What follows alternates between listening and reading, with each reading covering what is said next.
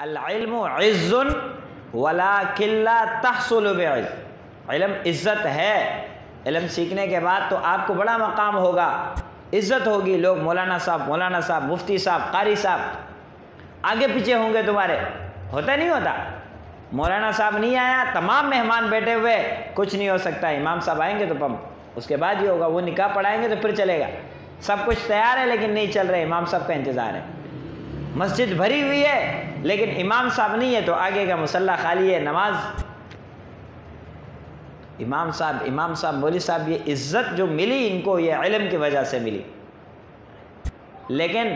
اس علم کو حاصل کرنے کے لیے آپ کہو کہ میرا اسی طریقے سے عزت ہو شروع سے، یہ نہیں ہو سکتا،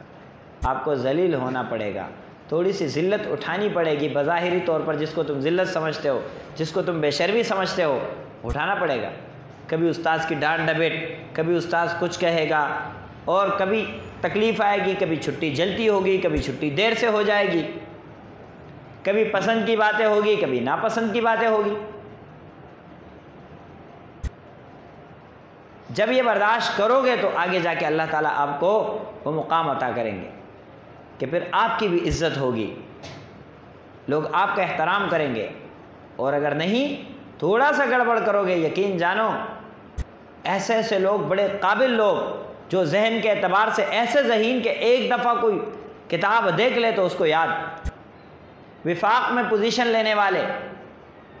پاکستان کی سطح پہ پوزیشن لینے والے، لیکن جب دل میں فتور پیدا ہوا، اساتذہ کے ساتھ تعلق جو ہے اس میں فتور پیدا ہوا، استادوں کا ادب و احترام نہ ہوا، تو پھر اللہ نے اس کو ایسے ذلیل کیا، ایسے رسوا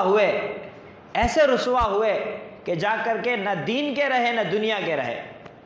یا تو جا کے چرس پاؤڈر شروع کر دیا، نشے تماشے شروع کر دیے۔ پھر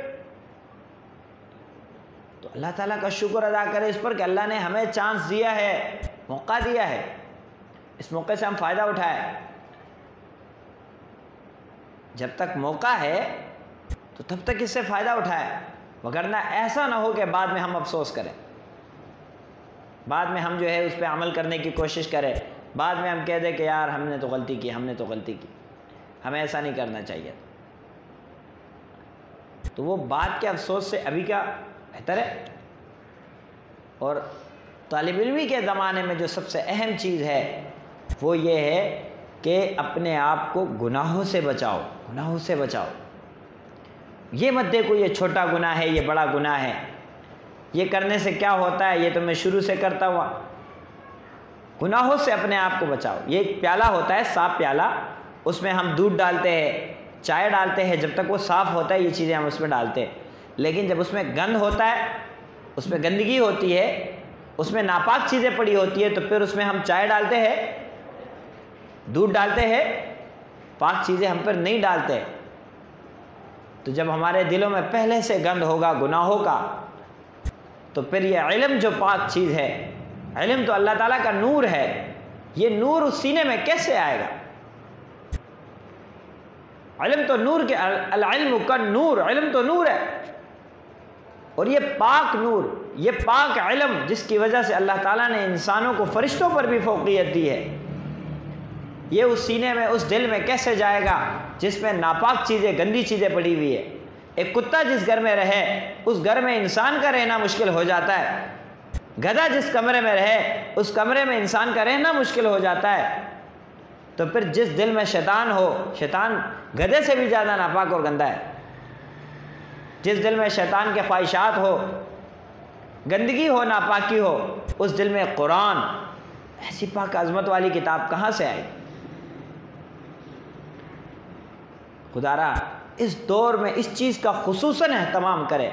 اور جس استاذ کا سبق، اس پچھلی دفعہ بھی کہا تھا حضرت صاحب نے کہ جس استاذ کا سبق آپ کو سمجھ نہیں آتا، آپ اپنے دعاؤں میں اس استاذ کو شامل کر دو، اپنے دعاؤں میں اس استاذ کو شامل کر دو، اللہ تعالیٰ آپ کا سینہ کھول دے گا۔